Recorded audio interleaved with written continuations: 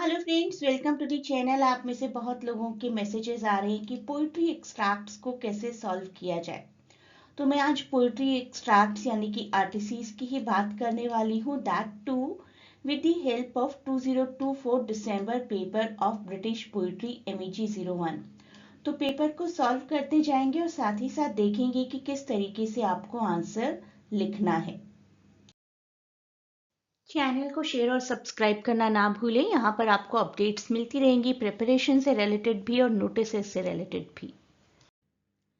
Except for few subjects like MEG 12, 15 and 16, सभी subjects के study notes available हैं। आप कांटेक्ट कर सकते हैं इस लिंक पर। आपको एक चैनल की मेंबरशिप दी जाएगी जहां पर आपको पीडीएफ्स तो प्रोवाइड की ही जाएंगी, बिल्कुल लेटेस्ट सॉल्व पेपर्स भी प्रोवाइड किए जाएंगे। साथ ही साथ ड्यूरिंग द एग्जाम कुछ टिप्स एंड ट्रिक्स भी दी जाएंगी जिससे कि आपको आसानी हो जाए उन ट्रिक्स के थ्रू अपने एग्जाम्स को प्रिपेयर करने में।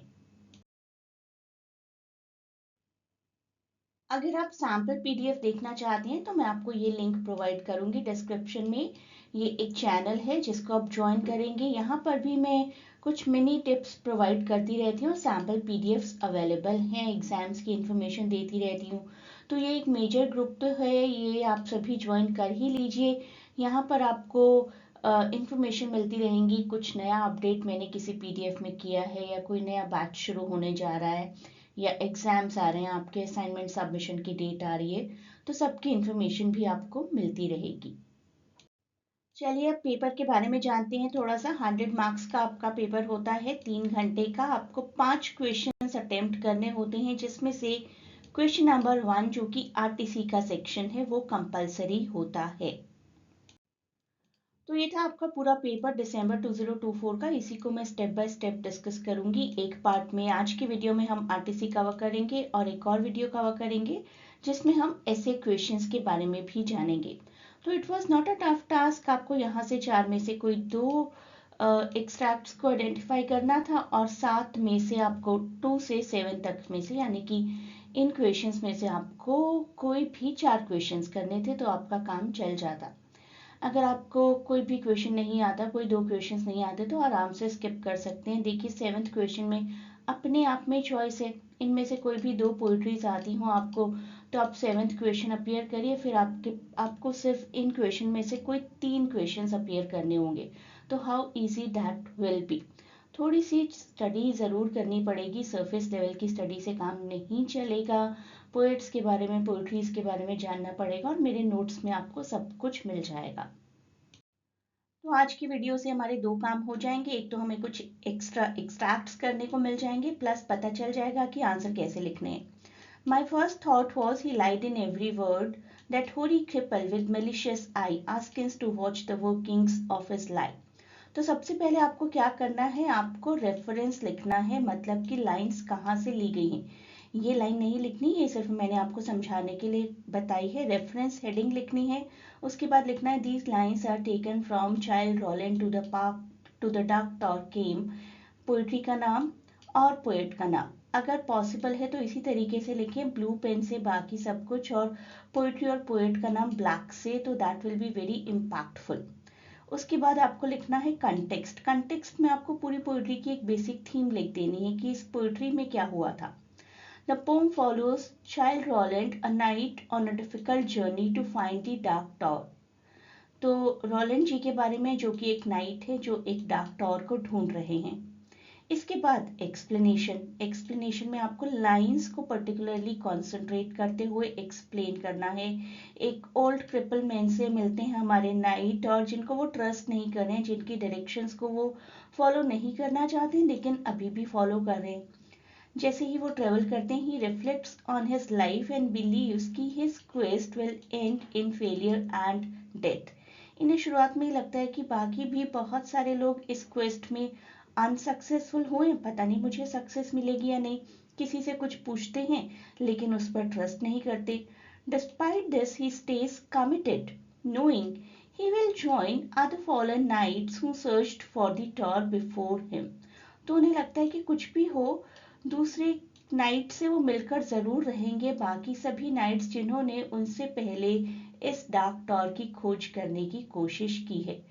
तो खोज की कोशिश कभी नहीं रुकनी चाहिए। हो सकता है आपको सक्सेस मिले, हो सकता है आपको सक्सेस ना मिले। जल्दी से सेकंड एक्सट्रैक्ट देखते हैं। Tiger tiger burning bright in the forests of the night, what immortal hand or eye dare frame thy fearful symmetry। तो रेफरेंस में वही कहाँ से लाइंस ली गई। तो सबसे पहले तो आप यही लिखेंगे ये लाइंस कहाँ से ली गई हैं, कौन सी पोइट्री है, किसने इन लाइंस को लिखा है। तो as you know, tiger tiger देखते ही आप पहचान ही गए होंगे कि these lines are from the tiger by William Blake. इस पार्ट को अलग से ब्लैक से लिख दीजिए, या टाइम नहीं है तो एटलीस्ट अंडरलाइन जरूर करिए। ये पोइट्री है about divinity, about the balance of good and evil, about the wondering of creation of God. Context क्या है, बेसिक थीम क्या है, it is part of songs of experience और सॉन्ग्स ऑफ इनोसेंस के साथ कॉन्ट्रास्ट करती है और क्वेश्चन करती है about the mystery of creation. इसके बाद एक्सप्लेन कर दीजिए लाइंस को। स्पीकर जो है एडमायर कर रहे हैं टाइगर की फेरोशियसनेस को, टाइगर की पावर को, टाइगर की एनर्जी को। टाइगर कितना फियरफुल है लेकिन साथ ही साथ ब्यूटीफुल भी है, स्ट्रेंथ भी है उसमें। विलियम ब्लेक इज वंडरिंग कि ऐसा कौन सा क्रिएटर रहा होगा जिसने इतने पावरफुल बीइंग को क्रिएट किया, किसने हिम्मत की होगी, कैसे रहे होंगे वो इमॉर्टल हैंड्स और इमॉर्टल आईज यानी कि गॉड। तो मेकर के बारे में डीप क्वेश्चंस रेज किए जाते हैं इन लाइंस में। The grave is fine and private place, but none I think do they embrace। Grave एक बहुत अच्छा प्लेस है, पर्सनल प्लेस है, लेकिन वहां पर कोई किसी से मिल नहीं सकता। लाइंस ली गई हैं टू हिज कोय मिस्ट्रेस बाय एंड्रू मार्वल, जो कि एक मेटाफिजिकल पोइट्री है, क्योंकि एंड्रू मार्वल ही मेटाफिजिकल पोइट है along with John Donne. Time and mortality की बात की गई। मेल स्पीकर अपनी फीमेल लवर को अर्ज कर रहा है कि सीज द मोमेंट, इस मोमेंट में हम एक हो जाते हैं फिजिकली, क्योंकि टाइम इज रनिंग आउट, और रिफ्लेक्ट करते हैं कार्पे डिएम, आज के दिन जितना जीना है जी लो, कल किसने देखा है। तो कार्पे डिएम की फिलॉसफी है। यहाँ पर लाइंस की एक्सप्लेनेशन दी जाए तो देखिए, he highlights that while the grave is peaceful, कब्र में जाना एक दिन पीसफुल रहेगी, शांत रहेगी, हमारा प्राइवेट प्लेस होगा, लेकिन क्या हम अपना पैशन और अपनी इंटीमेसी ग्रेव में जाने के बाद प्रैक्टिस कर सकते। He wants that delaying love leads to missed opportunities। आज के दिन जितना जीना है जी लो, जितना एक दूसरे से प्यार करना है कर लो, कल किसने देखा है।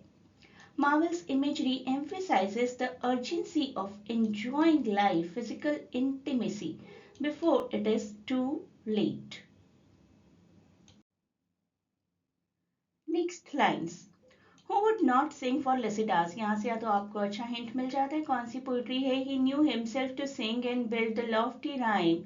He must not float upon the watery bed, unwept and welter to the parching wind, without the meed of some melodious tear। Lines ली गई है लिसिडास, जो कि लिखी थी जॉन मिल्टन ने, एक पेस्टोरल एलिजी है। हमारे पोएट के स्पीकर के एक फ्रेंड की डेथ हो जाती है, and it is about loss, grief and poetic immortality. कि ठीक है उनकी डेथ हुई है ना, लेकिन उनकी पोइट्रीज तो हमेशा रहेंगी, जैसे हम मिल्टन की ये पोइट्री कर रहे हैं, तो पोइट्री इमॉर्टल है।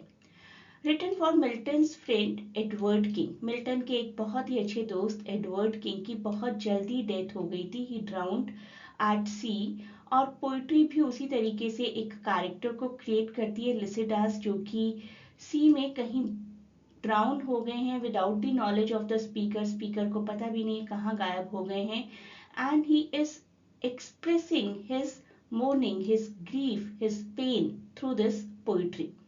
पेस्टोरल एलिजी का इस्तेमाल किया उन्होंने यहाँ पर। Elegy is a poetry which is commemorating someone deceased, और pastoral related to nature and rustic life, village की लाइफ यहाँ पर दिखाई गई है।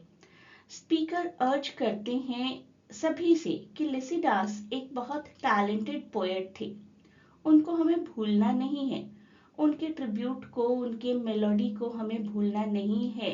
Rather than being left unwept at the sea, तो ऐसा नहीं है कि वो गुम हो गए, उनकी बॉडी भी नहीं मिल रही है, कि हम उनके लिए रोएंगे नहीं, हम रोएंगे उनके लिए, हम उनके लिए ग्रीफ शो करेंगे, हम उनके लिए मोर्निंग शो करेंगे।